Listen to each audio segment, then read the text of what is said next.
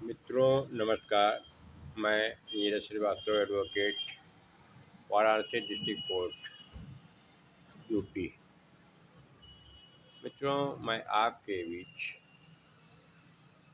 CrPC का chapter 17 जो कि चार्ज के बारे में बताता है, जो सेक्शन 211 से लेकर के 224 के बीच में है, जो कि अब विनेसेस 2023 में सेक्शन 234, 235, 236 इस क्रम से आगे उल्लिखित किया गया है।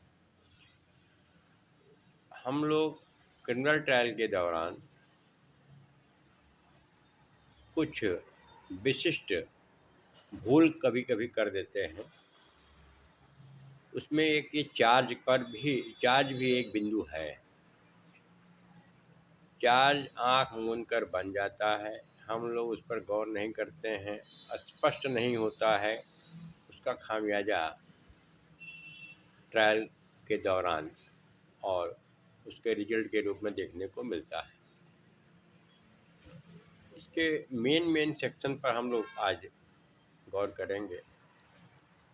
इसका 211 जो कि अंतर्वस्तु, आरोप की अंतर्वस्तु बताता है कि आरोप में क्या क्या होगा, किस लॉ में है, किस एक्ट के तहत हुआ है, उस पर नाम होगा, एड्रेस है, ये सारी चीज़ें उसका कंटेंट को बताता है। इसमें कोई विशेष नहीं है। 211 के बाद 212 और 213 ये है इम्पोर्टेंट, जिसमें कि डे डेट टाइम 212 की बात करता है। कोई क्राइम हुआ, उसका कोई स्पेसिफिक डे होगा, डेट होगा, टाइम होगा, प्लेस होगा।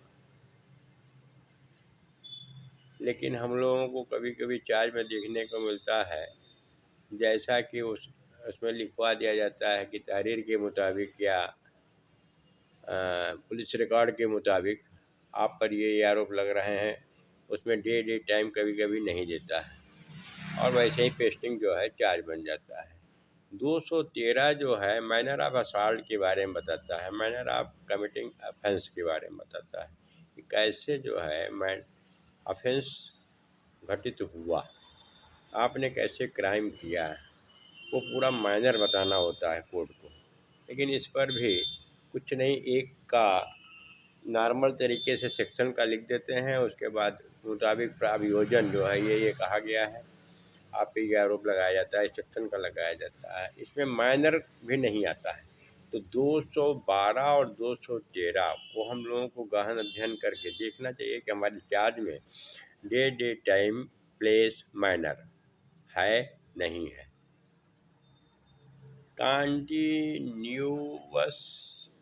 कॉन्टिन्यू घटने वाले कुछ ऑफेंस हैं, उसमें कोर्ट कभी कभी जो है कहती है कि साहब कहाँ लिखा है। अरे भाई, जब नहीं लिखा है तो डिस्चार्ज कर दीजिए, आप ये कह सकते हैं। गलत बनाते हैं तो इस पर गौर करना चाहिए। अगर क्लाइंट कॉम्पिटेंट है तो इसका जो है ऊपर की कोर्ट में जाना चाहिए, अदरवाइज वैसे ही ट्रायल हो जाएगा। आँख मूंद करके कोर्टें भी अपना चार्ज बना देती हैं, ट्रायल हो जाता है। 212 और 13 ये है इम्पोर्टेंट। उसके बाद 214 में आता है कि आरोप में जो शब्द लिखे जाएंगे वो वही शब्द होंगे, लाए जाएंगे जो कि लॉ में, एक्ट में बताया गया है। यानी विधि में के अनुसार जो जो भाषा, जो आरोप है, इंग्रेडिएंट है, वही लिखे जाएंगे। इसमें कोई खास नहीं है। 215 बताता है कि अगर चार्ज जो है डिफेक्टिव हो गया तो उसका इम्पैक्ट क्या होगा, इन्फ्लुएंस क्या होगा ट्रायल पर। इसमें ये माना गया कि अगर जो है क्लाइंट को कोई मिसकंसेप्शन हो जाता हो, ऐसा चार्ज बन गया हो, वो समझ ना पा रहा हो और भुलावे में पड़ जाए और इस कारण से उसको जस्टिस नहीं मिल रहा हो, मिलने की संभावना हो, तब जा कर के इसको माना जाएगा कि ये चार्ज में गलती हुई है अन्यथा अगर कोई माइनर मिस्टेक है तो इस अपने किताब के अनुसार उसको ओवरलुक किया जा सकता है। ये यानी आपको दिखाना होगा हम लोगों को कि इससे जो है एक्यूज जो है समझ नहीं पाया कि क्या किस बात का ऑफेंस लगा, ऑफेंस हुआ, क्या एलिगेशन था, क्या डिफेंस लेना था। इस कारण से जस्टिस होना इम्पॉसिबल है। तब तो माना जाएगा कि हाँ गलती का असर पड़ा, नहीं तो कोर्ट आगे बढ़ जाती है कि आप ये साबित नहीं कर पा रहे हैं तो कहेगी गलती कोई नहीं, गलती हुई भी है तो उससे कोई असर नहीं पड़ता है, लिहाजा चलने दीजिए। तो इस तरीके से 215 की बात आ गई। इसके बाद इम्पॉर्टेंट है 216 अल्टरेशन ऑफ चार्ज। ये इम्पॉर्टेंट है 216। कभी कभी सेक्शन और क्राइम के हिसाब से, सेक्शन और क्राइम के हिसाब से गलत एंट्री हो जाती है। ये डेट टाइम प्लेस कहीं पर भी कुछ भी गलत लिख दिया गया और ट्रायल शुरू हो जाता है। अभी करंट में हमने देखा एक चार्ज में कंप्लेनेंट है 325 वगैरह का है, आईपीसी का 7 साल की जेल होनी है। उसमें जो है कंप्लेनेंट अपने तहरीर में, अपने 161 में सब जगह बता रहा है कि 12 बजे का टाइम बता रहा है। एएम पीएम का अता पता नहीं, am PM mid day midnight कहीं कुछ नहीं। जो इंजर्ड हैं वो भी वही बात बता रहे हैं। अब आईओ जो है लास्ट में इन्वेस्टिगेशन में 2 आदमी का बयान लेता है, कहता है साहब अब ये तो एएम हो गया, और लिख कहाँ रहा है, शुरू से पहले पर्चे से ही लिखना शुरू कर दे रहा है वो 12 एएम। हमने अल्ट्रेशन डाला, सुनना नहीं है, डिसमिस किया, रिवीजन फाइल किया गया। झेला जा रहा है, झेलना चाहिए। इसका लाभ मिलता ना जब पूरे रिकॉर्ड पर अगर आपका आ रहा है 12 बजे, फिर एएम कैसे हो गया, सॉरी पीएम। 12 बजे के बाद तो मान लिया वो 12 बजे दिन लिख दिया आईओ। और इस पर ला है कि आईओ जो है अपने चार्जशीट में केस डायरी में अल्टरेशन नहीं कर सकता है। सुप्रीम कोर्ट का स्पेशल ला है। हम कभी ला पर भी बात करेंगे। जब वो अल्टर नहीं कर सकता है तो 161 में जब कंप्लेंट बता रहा है, इंजर्ड लोग बता रहे हैं कि साहब इसका एएम पीएम नहीं बोल रहे हैं, तो फिर कैसे जो है ये दिन लिख दे रहा है आईओ, ये गलत हो गया। इस पर हमने आगे रिवीजन फाइल किया है, देखते हैं क्या होता है। हो या ना हो, लेकिन अटेम्प्ट आदमी को करना चाहिए। करेंगे तो वो रिकॉर्ड पर आएगा, रिकॉर्ड पर आएगा तो फिर हमारा ट्रायल में आगे जो है आर्गूमेंट वगैरह में डेवलप करेंगे कि साहब हमने कहा था इसका इम्पैक्ट हुआ। अगर कन्विक्शन होता है, क्विटल होता है, तो उस नज़रिए से कोर्ट को देखना पड़ेगा कि रिकॉर्ड पर है, आदमी कहा था। तो ये बात है इम्पॉर्टेंट। 216 के साथ में जब अप्लीकेशन लगाई है तो 464 CRPC जो कि वेनेस में बदल गई है, उसमें ये दिया है कि जो चार्ज विर्चन होता है, फ्रेम होता है, अगर चार्ज विरचित ही न किया जाए, फ्रेम न किया जाए, अगर कोई गलती हो जाए चार्ज में, तो पूरा ट्रायल विसिएट माना जाता है, अविधि मान्य हो जाएगा और नया विचारण होगा। इसलिए 216 स्वपठित धारा 464 अल्टरेशन ऑफ चार्ज में ये लगाना चाहिए कि साहब अगर अल्टर ना किया गया तो पूरी प्रोसीडिंग विसिएट हो जाएगी और राइट ऑफ डिफेंस जो है वायलेट हो जाएगा। कुछ भी डिफेंस नहीं ले पाएगा एक्यूज, उसका बहुत नुकसान होगा। आर्टिकल 14, 19, 21 का भी हवाला देना चाहिए।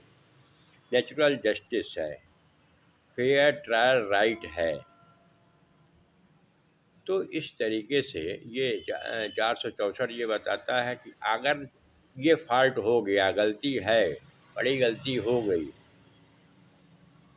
तो वो चार्ज अविधि मान्य हो जाएगा। अगर उस पर ट्रायल कर दिया गया है तो पूरी प्रोसीडिंग विजिट हो जाएगी। ऐसी कंडीशन में अल्टर होगा चार्ज। इसके आगे बहुत से 218 है। इसमें हमारा मकसद जो है ये उसमें 212, 213 और 216। 216 में एप्लीकेशन हम लोग अल्ट्रेशन की लगाते हैं। 464 CRPC के साथ लगाना चाहिए ताकि कोर्ट समझ सके और क्या है उसमें बिंदु, उस पर देखना चाहिए। एक जनरल देख लिया जाता है। 217 है, 217 है। अगर मान लीजिए अल्टर कर दिए चार्ज को, या जब चार्ज अल्टर हो जाएगा, सेक्शन बदल गया है, तो फिर से गवाही होगी, ये 100% है। पुनः गवाह को बुलाया जाएगा, साक्षी को, फिर से ट्रायल होगा, किसी भी स्टेज पर हो, कभी भी आप रेज कर सकते हैं। हमने देखा है कि पूरा का पूरा एक्ट भी गलत लिख दिया जाता है। जो एक्ट प्रचलन में न हो उसका भी चार्ज बन जाता है, ऐसा भी नमूना आया है। फिर हम कभी चर्चा करेंगे इस पर। पुलिस को पता भी नहीं है और वो एक्ट ही ख़त्म हो गया, नया एक्ट जो है एग्जिस्टेंस में आ गया और पूरा पुलिस वाले कर जाते हैं फाल्ट। तो इस तरीके से ये है कि पुनः गवाही होगी। और 217 हो गया। 218 है कि भिन्न अपराध के लिए पृथक आरोप, अलग अलग सेक्शन है, अलग अलग आरोप बनेगा। हम लोग देखते भी हैं, अलग अलग IPC में है, 3/25 आर में है, तो अलग अलग सेक्शन का बाकायदे लिखा जाता है, अलग अलग सेक्शन का अलग अलग चार्ज बनेगा। फिर आगे 219 है, 220 है।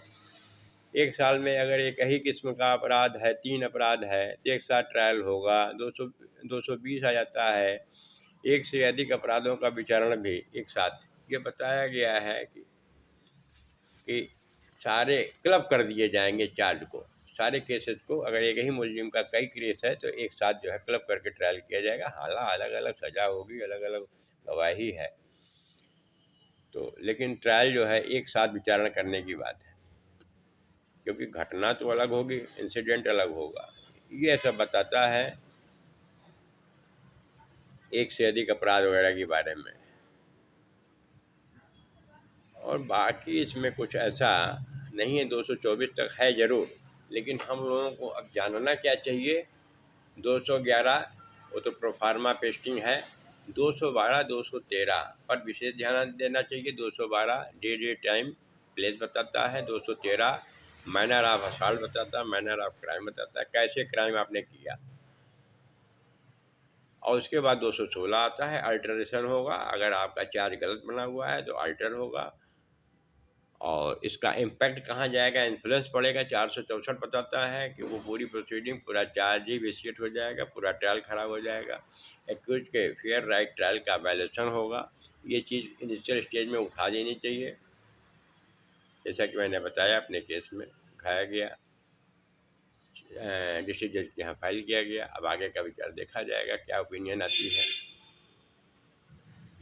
यस नो जो भी आएगा उसका बेनिफिट आपको, हम लोगों को मिलता है, क्योंकि वो पार्ट ऑफ रिकॉर्ड हो जाएगा। तो हम लोग कह सकते हैं कि साहब हमने उठाया था, आगे जाएंगे तो भी लाभ मिल सकता है। तो इस तरीके से 212, 213 और 216 सपठित धारा 464 एप्लीकेशन जो फाइल होती है अल्ट्रेशन की 216 सपठित 464 है। इस तरीके से चार्ज का यह चैप्टर जो है 17 है CRPC में, जो कि VNSS 2023 में चैप्टर नंबर 18 के 18 पड़ा, और जो कि 234, 235 VNSS का है। ये सेक्शन इस तरीके से लगे, लगभग सारे कुछ सेम है, कोई खास इसमें चेंजिंग भी नहीं है, ना तो चेंज भी नहीं है, लगभग सेम ही है। इसलिए हमने इम्पोर्टेंट सेक्शन को बताया। उम्मीद करते हैं कि कुछ आगे भविष्य में कुछ नए अच्छे टॉपिक पर फिर से चर्चा करेंगे, और आशा करता हूँ कि आज के इस चर्चा से आप लोगों का कुछ ज्ञानवर्धन हुआ होगा। पुनः आगे किसी नए बिंदु पर चर्चा के लिए उपस्थित होऊंगा। तब तक के लिए धन्यवाद, नमस्कार।